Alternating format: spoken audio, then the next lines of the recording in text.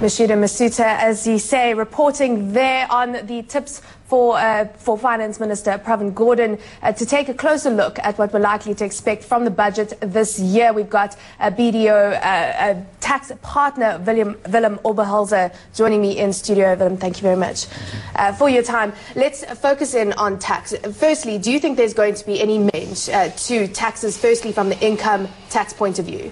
I don't think we'll see a major change in the corporate rates. We've got the dividends tax coming in on the 1st of April. The VAT is likely to remain unchanged. And for individuals, I think we'll see easing up of the fiscal drag. But that's roughly it on the rates. So just that creep in terms of the income tax brackets being addressed, as usual. Exactly. Yeah. I think we'll see an inflationary increase in the brackets, but that is as good as it's going to get, I'm afraid. Are we going to see another tighter budget? Because there's the big concern that's being highlighted by rating agencies. If we pay a lot of attention to them, it is important, of course, in terms of raising funds offshore. The deficit has been highlighted as a big concern in terms of its growth. What are your thoughts on the type of budget we're going to see size-wise? Size-wise, I think the decisions will depend greatly on the enforcement by revenue on the collections side. If we consider that we've got 50 million individuals, of which 6 million contribute roughly 80% of the national budget, you can expect that the enforcement on individuals and high net worth individuals will be stamped on, and I think that's common knowledge in the market at the moment. If you look at companies that contribute roughly 18% of the national budget, I think companies need to take the warning seriously. The enforcement and the regulations and the compliance to income tax will change dramatically in the next 5 years. And if anything, I think corporates should be starting to practice safe tax. That has been a big theme, where we've seen corporates contributing less and less to the fiscal, and consumers and the general South African contributing more and more. Yeah. If you look at the way that it was enforced, the legislation and the compliance was eased up on individuals, making it easier to collect. The documentation requirements were easier. And parallel to that, you've got the income tax legislation keeping trend with the economic changes, the need for international growth.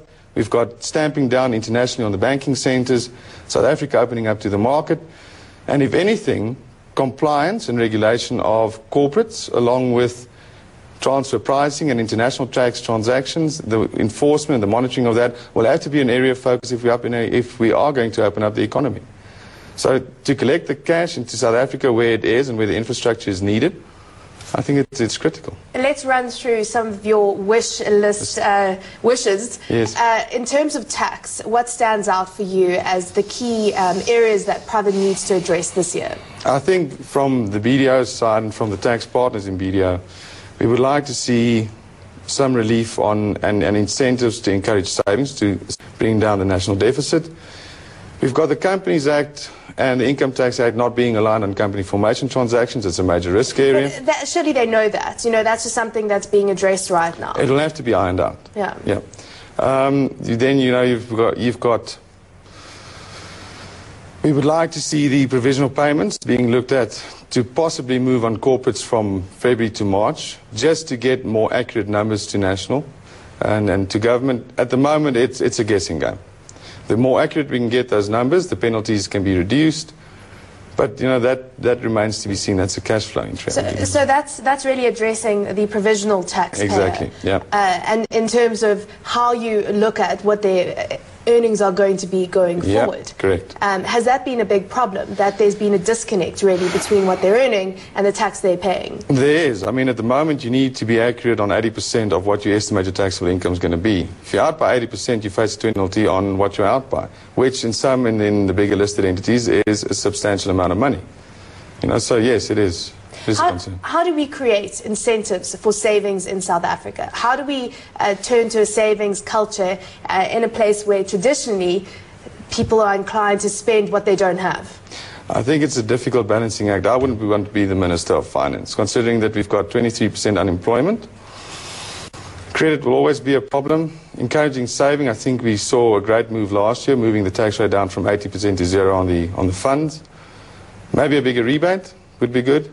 but it remains to be seen what the National Treasury comes up with. Expatriates and the taxation of income they earn here and encouraging them also to come to South Africa is a big theme. That's being highlighted by many analysts. We need skills in South Africa. We need to make it easy to come to South Africa and work. What are your thoughts on the changes that we're going to see in order to allow that? If anything, I would expect that we could see, and we would, well, from our side, we would love to see, from the expatriate side, that the current legislation caters for the 36-month period on the housing accommodation, that employers don't pick up that burden. And then there's some anomalies in the interpretation of the Act on the taxation of international pensions for residents and non-residents working in South Africa. If those are addressed, I think the legislation pretty much at this point caters to incentivize non-residents coming in. A big theme at the moment, of course, we held COP17 last year, has been around carbon taxes and the move towards that globally. We've got Australia implementing a carbon tax. South Africa hasn't implemented one as yet. Are we going to see one? Many saying it's highly unlikely. Are we going to get any communication around the green taxation space? Look, I've seen, if you look at last year's budget, the carbon tax on cars came in. We have incentives, and we would like to see them on the implementation of your geysers and your solar power energy, and incentives in developing an alternative energy source. As for carbon tax credits, I think it's about 3 years down the pipeline. 3 years. So we're looking at 2015, some are saying Possibly. as early as 2014. Very quickly, one of the other issues has been the fact that you've got a lot of anti-avoidance provisions. And the tax laws have become so burdensome and so complicated that it's become an issue where are you addressing the financial world and the first world, developed world in South Africa, or are you speaking to the man on the street? Are we going to get not a dumbed down version, of course, but a less complicated budget? No, I don't think we will. I think traditionally South Africa being the powerhouse of Africa, we need to keep our legislation in check and in line with international trends. The world's not getting easier, and I don't think the legislation will get any easier. If anything, I think the anti-avoidance rules will get stronger and enforcement will get stronger. So if anything, you know, companies and individuals really need to look at their spending on tax compliance, which historically in South Africa has been grossly neglected. So the key message basically is hire very good tax consultants. Hopefully, yes. On that note, Willem Oberholzer, we'll have to leave it there for today. Thank you for your time. Willem, of course, is a tax partner at BDO. After